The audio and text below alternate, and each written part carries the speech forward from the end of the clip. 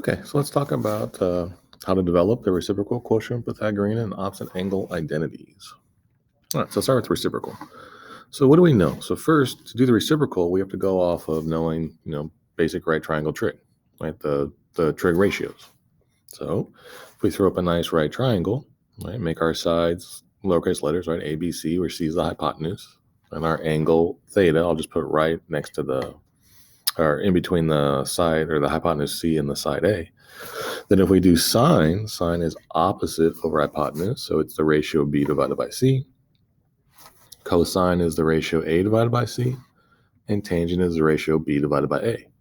Right? Well, notice that these aren't the only ratios. I could have done C divided by B, C divided by A, and A divided by B. Right? So it's kind of arbitrary that we pick just these three ratios. Well, let's do the other three. If I do C divided by B, right, then that's actually the reciprocal of this. So C divided by B would be the exact same thing as 1 over sine of theta. Likewise, cosine, if we did C divided by A, would be 1 over cosine. And then do A divided by B, that would be 1 over tan. Right? So now actually these are the 6 possible ratios we can have in this right triangle. Well, we need names for these. They didn't want to say 1 over sine, 1 over cosine, 1 over tan, so they labeled these cosecant. So CSC is cosecant. SEC is secant. And then COT is cotan. All right, so these are just the reciprocal. They're the other ratios in the triangle.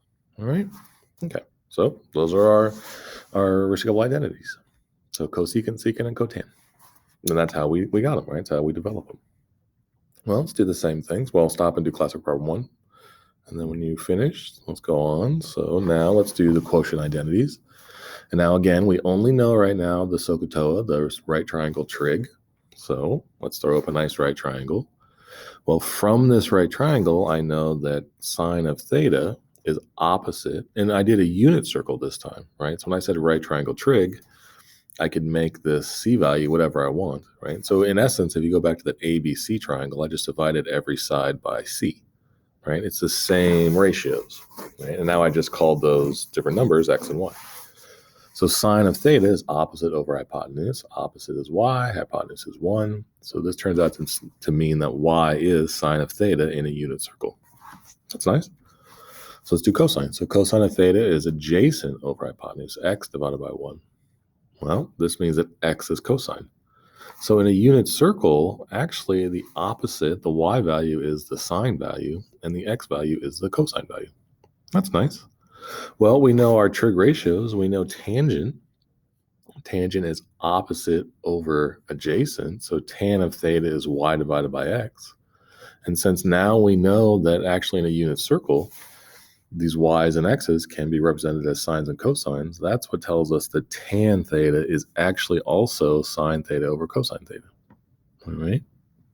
Okay, so now let me do, and then cotan, if we do it, cotan is just X divided by Y. So remember, if tan is opposite over adjacent, cotan is adjacent over opposite.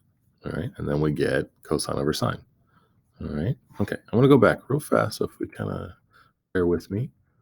If you look at this triangle, if you were to divide sine divided by cosine, you get a B divided by C and an A divided by C. So you'll see if you do that division, it actually comes out to be B divided by A. So we could have figured out that tan was sine divided by cosine off of this right triangle.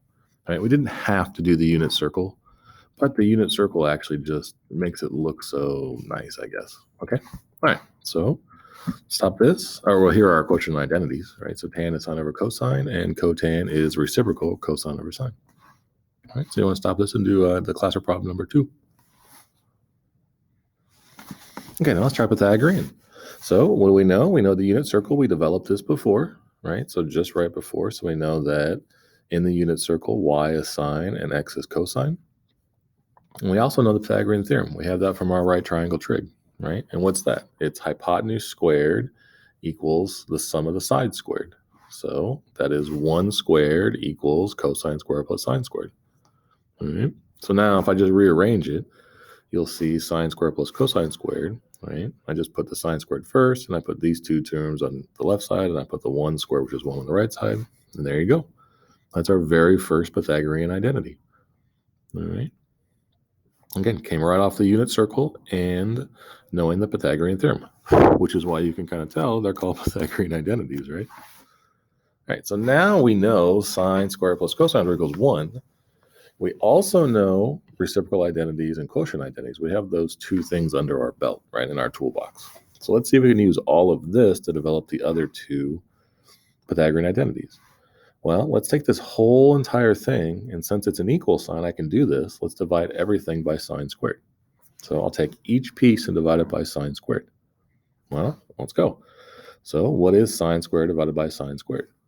Anything divided by itself is 1. All right, so that's just a nice 1. So I can take the sine squared divided by sine squared, make it into a 1. Okay, so now I have this equation. Well, what's cosine squared over sine squared? Well, we know the reciprocal or the quotient identities. We know that cosine over sine is cotan. So that means cosine squared over sine squared is cotan squared. So that term now turns into cotan squared. There you go.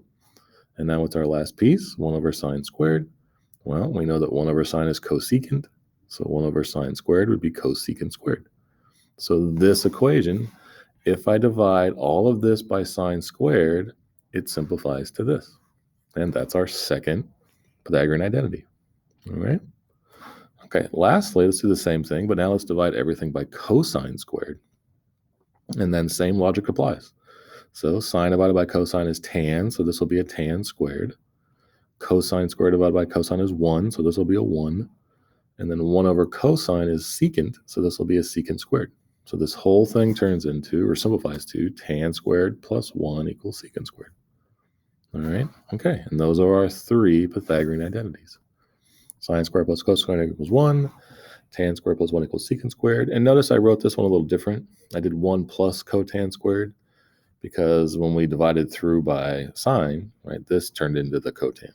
So when you see them in books and everywhere, it'll be cotan squared plus 1, which it's mathematically the same, right? But if you kind of write them like this, you can kind of see how they were developed. So I don't know. I've always liked it that way a little better. All right. Okay. All right. So you want to stop this and do class work problem number 3. All right. Let's do our last piece here. Let's develop the opposite angle identities. So here we're going to need to use the information that we know SOHCAHTOA, right, which is right triangle trig, the trig ratios. And we also know how to graph positive negative angles. All right, so again, unit circle, let's plop that up there. The unit, the hypotenuse is 1. All right, so I go a positive angle, which is graphing counterclockwise, theta. Well, if I were to do a negative theta, that would be going clockwise. So I have the exact same triangle. I just, instead of making the angle counterclockwise or going up, I draw the angle down as clockwise. And now you'll notice everything is the same. All the values are the same. The hypotenusi are the same. Actually, I'm not sure if that's the plural for hypotenuse, but I'm going to use it. So it's 1 and 1 are both for each hypotenuse. Now the sides, the heights, this is y, but this is in the negative y direction, so that's a negative y. So they're the same value, they're just different sign. And the x, you can say they have in common, so that's why I didn't make a different color. Right? So this is the common x between both of these.